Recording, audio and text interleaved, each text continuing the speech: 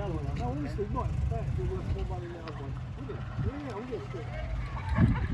yeah, we thought we were going to lose him. It was the first one we've had, and you've gone. Very nice Chevrolet, so tell me a bit about it. It's a 1928 Chevrolet. It's as it was found, really. Just got it going, and here it is.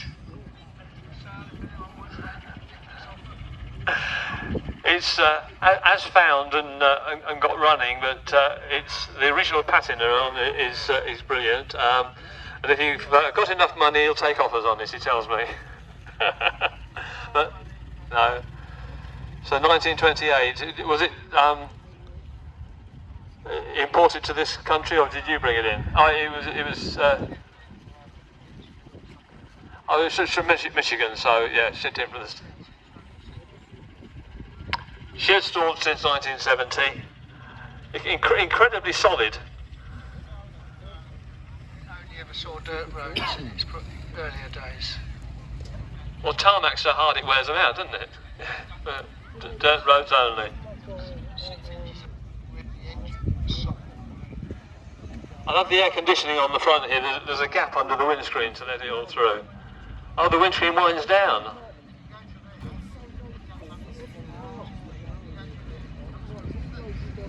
That's very clever. I've seen fold-out windscreens, but I've never seen a sliding one before. It is indeed. Thank you very much for bringing it around.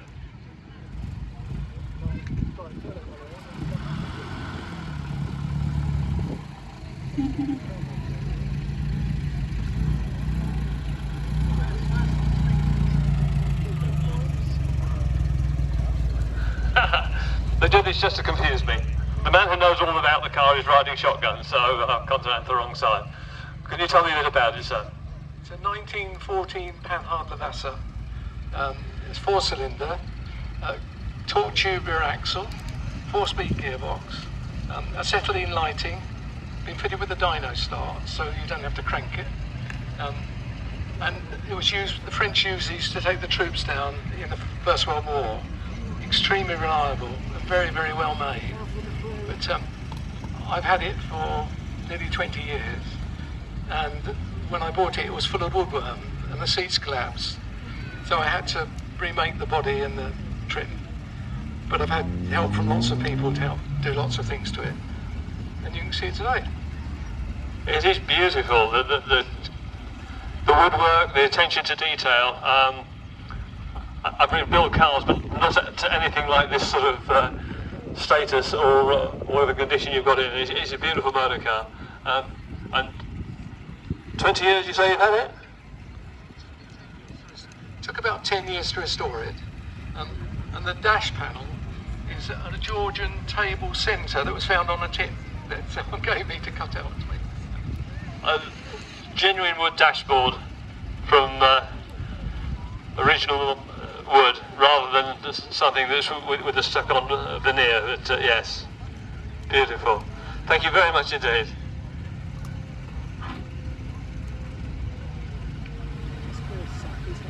Well, they said it was a crash box, didn't they? No, Dave, don't be like that. It's a lovely Model T. Well, not in one extreme to the other, but they both get you from A to B. One in a little bit more style, but this was aimed at the masses, wasn't it?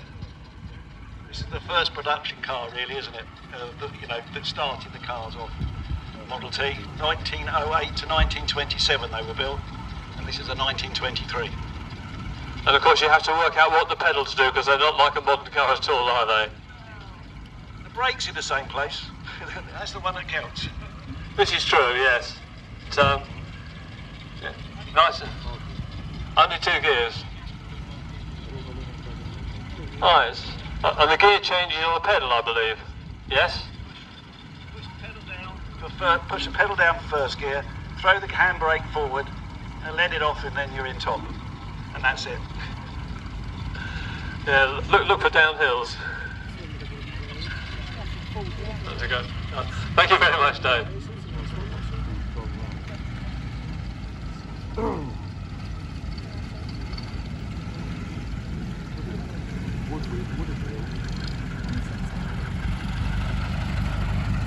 This is where I get it wrong. It is another Model T, isn't it? That's correct. That's correct. It's another 1925 Model T, this one. Very reliable little car. I've had it for 7 or 8 years, I suppose, but we just fall back on this one whenever the modern car breaks down. It's always sitting there, always goes. Well, it's not so complicated, is it? I mean, it brought driving to the masses, and they used them on farms with a pickup bed and all sorts of things they were used for, weren't they?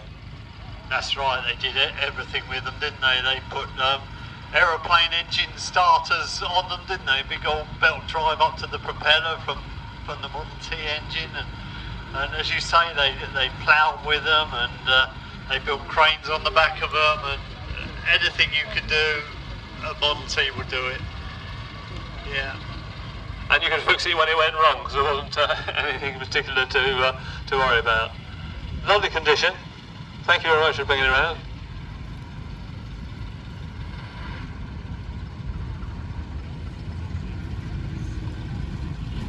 They made millions of Model Ts and all different shapes, but the front of them always gives them away. Hi, sir. And what have we got? Morris Cowley, 1930. You had it long? Only 3 years. So easy to maintain? Yeah, not too bad. Yeah, pretty good. This is early cars you can fix. As long as you've got spanners, you haven't got to plug a computer into it. It's far easier. Definitely, I agree. So, you take it to many shows? Yeah, we use it a lot. Yeah, all the time. As much as you can. Suffer in traffic jams at all? It's okay. Yeah, it runs pretty cool. Yeah, I'm surprised. Keep pulling away sometimes. Runs it all. Oh, it's a wet clutch. So, does it tend to overheat if you've got a lot of slow-moving traffic then? Would do. I don't step it too much. Just let it up quick. Off we go. Okay. Thank you very much. Cheers. That was the Morris Cowley. Here's another Morris Cowley, known as the Bullnose Morris. Oh yeah, I've got to have a quick hoot. Can't. And again. And so it gets all around the field like that. Got to hold. Oh right. So you can distract people wherever you are.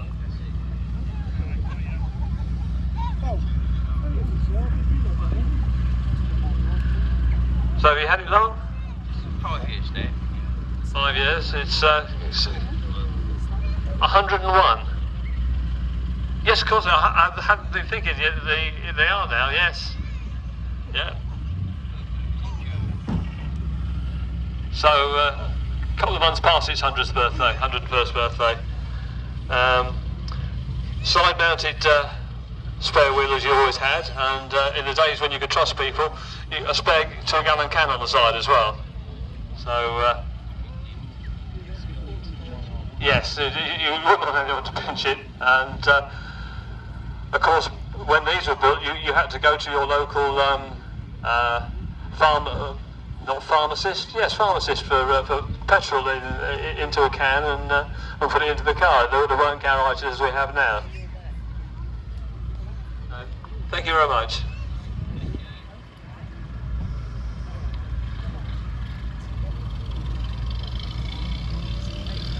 Another one with a fold-out windscreen that I failed to notice.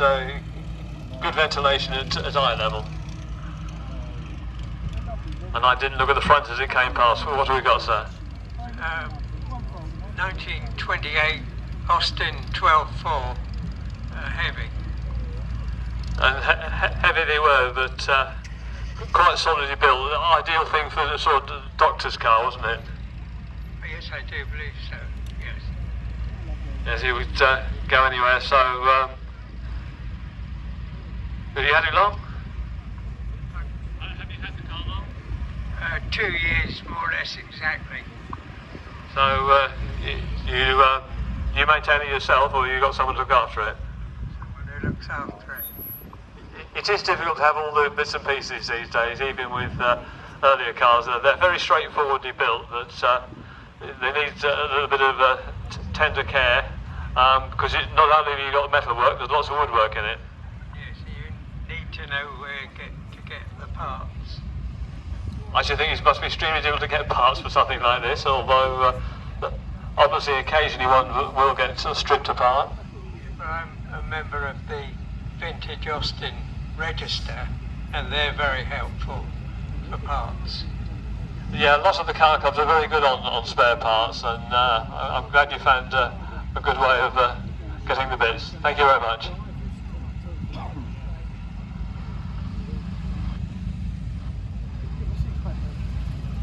Yeah, boots weren't something that you had to carry things. You had a rack on the back and you carried your chest when you went away, so it was quite practical, didn't encroach on the car.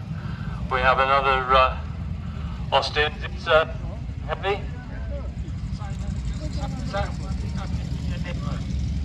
Right,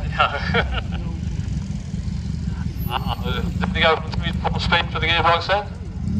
No, they're both 4-speed. They're both 4 slide mesh gearboxes, but this one's got full change, whereas that one doesn't change.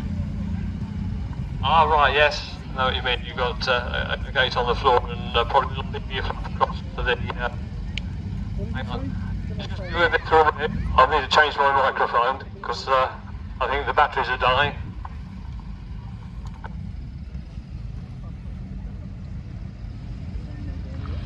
Sorry about that.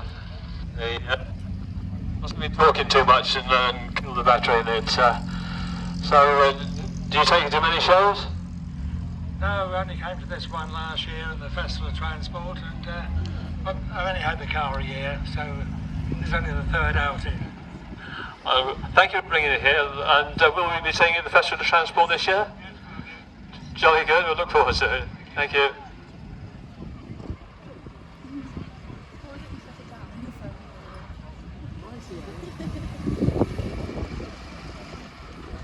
Now we have, of course, obviously a Rolls-Royce, courtesy of Charles Rolls and Henry Royce. One was the salesman, one engineer, and of course they weren't very keen to the chauffeur because he got no weather protection for the chauffeur. It's 1926, bought by an American called Frank Stores, who owned a huge number of theatres in New York. And one time was probably one of the wealthiest men in that part of America. He had a party at the Pierre Hotel on the whole ground floor, invited the Rockefellers and all the wealthy people, and brought animals from Brazil, dancers from Brazil. It was an amazing sight.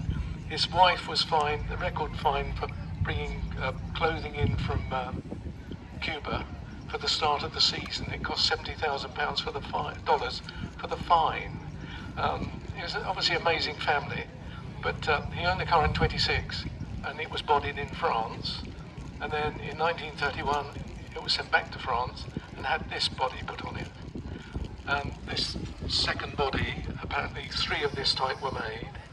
And about 5 years ago, a guy from Switzerland phoned me and said he'd got one of them, but it would be made into a limousine. Could he come across, take details of my car to make his car like this? So he spent all day with me measuring and photographing, and his car now looks exactly like this. So I'm a bit disappointed now there are 2 in the world. There was only 1 until now. Well, the 3rd one has disappeared at some time, obviously. I don't know what happened to the Hispano. There's only these 2, but these were both on Rolls Royces. Oh, I see. Sorry, the other was on the Hispano. This is a Phantom 2, which was from 1929 onwards, and this is a Phantom 1, made up from 1926 to 1931. 29. And then, of course, the Phantom 2, which is a much more complicated car, came in after that. Prior to when the 26 from the Phantom 1, prior to that, he made the Silver Ghost. But it was getting a bit tired by then, so they uprated the engine. So this is virtually a Silver Ghost chassis with an overhead valve engine. And then, of course, they made a different model entirely a few years later. Yes, because of course in the days when these were sold, you bought a rolling chassis and then you went to Park Ward or whoever to put whatever body you wanted on it. Exactly right, yeah. But I've owned this since 1987. We've taken it to quite a lot of places. It's been to New Zealand, it's been to America, it's been around Europe. I rebuilt it in about '96, and it'll probably be buried with me unless my kids have got bonhams on speed dial. Oh, lovely. Beautiful motor car. Thank you for bringing it around.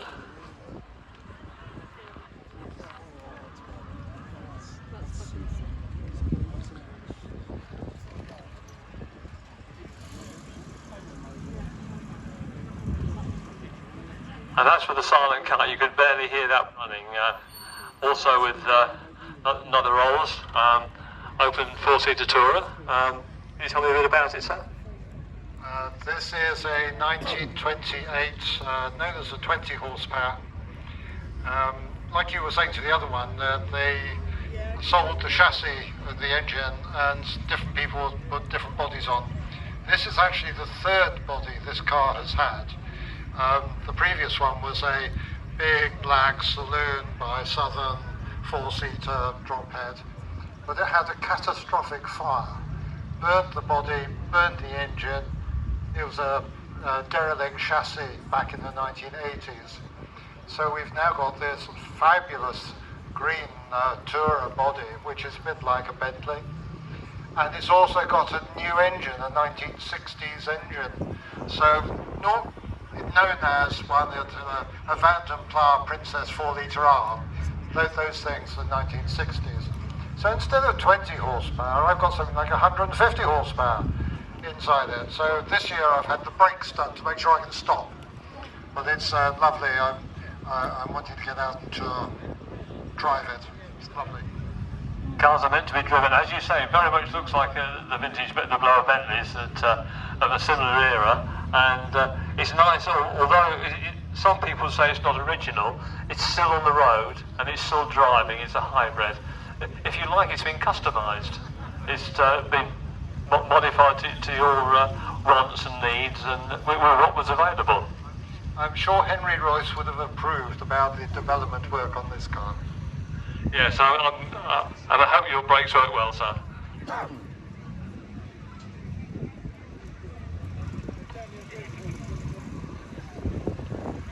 Right, thank you very much. There's some beautiful motor cars from the Class A and Class B. The very old cars that we have in the field here are sometimes very temperamental to start in this hot weather. I don't enjoy being ticking over with